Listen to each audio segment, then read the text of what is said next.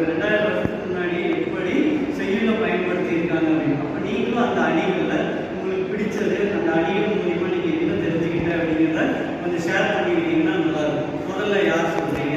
உங்களுக்கு பிடிச்சது அந்த அணியை எதுக்கு, ஏன், எதனால் அதை நீங்கள் எடுத்துக்கிட்டீங்க அப்படின்னு சொன்னீங்கன்னா நல்லாயிருக்கும். இப்போ வந்து நான் முதல்ல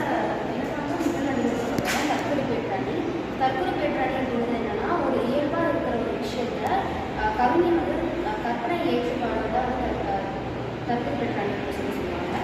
இது என்னன்னா, முன்காலத்தில் எப்படிலாம் அதை வந்து பயன்படுத்துறாங்க அப்படின்னா, ஒரு ஆபத்தை வந்து முன்னாடியே வந்து குறிக்கிறதாக சொல்கிறது தான் அவங்க தற்கொலை பேட்டாளி அப்படின்னு சொல்லுவாங்க. இதனால எனக்கு வந்து இந்த அணி நல்லா கற்றுக்கிறாங்க.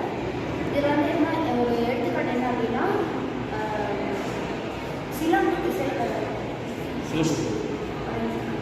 இப்போ இதில் வந்து ஒரு எடுத்துக்காட்டு வந்து சிலப்பதிகாரத்துக்காக போர்வம் எடுத்த ஆரியல் நெடுமொழி காரல் என்பன போல மறுக்கிட்டு காட்டான்னு சொல்லிட்டு, இதில் என்னன்னா கோவலனும் கண்ணனையும் வந்து மதுரை நுழையும் போது அங்கே இருக்கிற கொடிகள் வந்து இயல்பாக அசைகளை வந்து மதுரைக்கு வந்து வரக்கூடாது அப்படின்ற மாதிரி ஒரு மறுத்தல் சொல்கிற மாதிரி இருக்காங்க. இது ஒரு எடுத்துக்காட்டு இதான்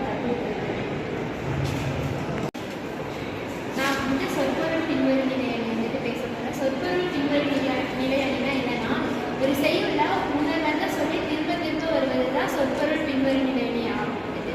இதுக்கு எடுத்துக்காட்டு என்னன்னா, எல்லா விளக்கும் விளக்கல்ல சான்றோருக்கு பொய்யா விளக்கு இல்லை. இதில் வந்துட்டு விளக்கு என்ற சொல்லிட்டு திரும்ப திரும்ப கொண்டு போயிருக்கிறதுனால இது சொற்பொருள் பின்வரும் நிலை. இது பார்த்தீங்கன்னா உலகில் இல்லாத ஒன்றை இருப்பது போல காட்டுவது தான் எங்கள் உண்மையினி. இது பார்த்தீங்கன்னா எடுத்துக்காட்டு நான் ஃபஸ்ட்டு நம்பவே இல்லை.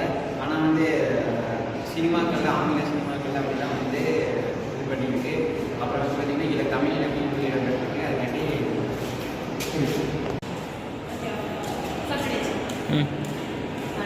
பேசிக்கொள்வது வரலாற்று அது வந்து எப்படின்னா ஒருத்தர் புகழ் படிக்கிறது போய் புகழ்வது. எக்ஸாம்பிள் என்னன்னா, இப்போ வீட்டில் யாராச்சும் பெரியவங்க பாட்டி இந்த மாதிரி இருந்தாங்கன்னா நம்ம கேட்பாங்க, ஏன் நீங்கள் இப்படி பண்ணீங்க, இந்த காலத்தில் தான் நாங்கள் எப்படி தெரியும்.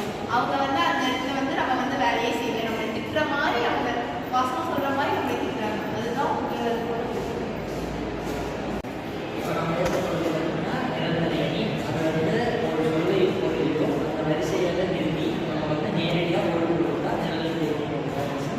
இப்போ வந்து இதோட எக்ஸாம்பிள் வந்து அன்பும் மரணம் உடைத்தாயின் இருவாழ்க்கை பண்பும் அப்படின்னு ஒரு திருக்குறள். இதை வந்து நம்ம வந்து நிறைய கல்யாண பத்திரிகைகள் இந்த இடத்துலலாம் நம்ம பார்த்துருக்கோம். அதோட வந்து அதில் வந்து என்ன சொல்லிடுறாங்கன்னா, இப்போ நம்ம அன்பும் அறனும் கொண்டு இருந்தால் நம்மளுக்கு வந்து பண்பும் பயனும் அதிகமாக கிடைக்கும் அப்படின்னு சொல்லியிருக்காங்க. இதுதான் நிலவரம். நான் வந்து ஃப்ரெண்ட் ஸ்டூடெண்ட். நான் most of the time Tamil கிளாஸில் தான் இருப்பேன். இங்கே வந்து நான் நிறைய திங்ஸ் வந்து லேர்ன் பண்ணியிருக்கேன். For like real life stories வந்து நிறைய தெரிஞ்சுக்கிட்டேன். அண்ட் லைஃப் பேஸ்ட் பண்ணி சுச்சுவேஷன்ஸில் எப்படி ஃபேஸ் பண்ணணும்னு சொல்லிட்டு தெரிஞ்சுக்கிட்டேன். அண்ட் நிறைய திங்ஸ் வந்து தமிழ் கிளாஸில் வந்து தெரிஞ்சுக்கிட்டேன். இதுக்கும் வந்து எனக்கு வந்து தமிழ் வந்து அவ்வளோவா தெரியாது. பட் அவ்வளோ அண்டர்ஸ்டாண்டிங்காக ஒரு ஃப்ரெண்ட்லி வேல வந்து அவங்க எடுத்துருக்காங்க. Every thanks to staffs who are there. ஓகேவா? நம்ம சிலபஸில் கிடைக்கிறது அண்டர்ஸ்டாண்டிங்கு, அதனால ப்ராப்ளம் என்ன, அந்த ப்ராப்ளத்தை எப்படி சால்வ் பண்ணலாம் அப்படிங்கிறதான். இப்போ இது நம்ம பாடப்பகுதியிலே ஒரு பகுதியாக வச்சுருக்கிறாங்க, ஒரு அணிகள்னு சொல்லிட்டு. நீங்கள் உதாரணம் பார்த்தீங்கன்னா தற்கொலை பேட்டணி இயல்பாக நடக்கக்கூடிய நிகழ்வுகளை நம்மளுடைய கற்பனை எடுத்து பாடுவது. இது நிறைய சினிமா பாடல்கள் நீங்கள் இப்போ பார்க்கலாம். இதையே பார்த்தீங்க அப்படின்னா ஒரு 2000 வருஷத்துக்கு முன்னாடி செய்யுள்ள கவிஞர்கள் புலவர்கள் எல்லாம் பாடியிருக்காங்க. நம்ம அதிகமாக வாசிக்காதங்காட்டி படிக்காதங்காட்டி அது தெரியாது. ஈஸியாக ஒரு விஷயத்தை அவ்வளோ அழகாக சொல்லிட்டு போயிருப்பாங்க. அதே தான் சொல்லிட்டு போயிருப்பாங்க. அடுத்தது பார்த்தீங்கன்னா நீங்கள் சொன்ன மாதிரி ஒரு திருக்குறள் தான், ஒரு 2 அடியில் தான் இருக்குது.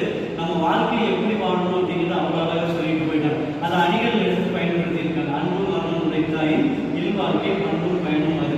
இன்னைக்கு டைவர்சிட்டி நிறைய இருக்கக்கூடிய மாநிலத்தில் முதல் இடத்துல தமிழர் வந்து இருக்குது. ஏன் அப்படின்னா சின்ன சின்ன விஷயங்களுக்கு விட்டு கொடுக்கறது இல்லை, அன்பும் இல்லை அறமும் இல்லை. அதனால விளையக்கூடிய பண்பும் பயனும் இல்லாமல் போயிடுச்சு.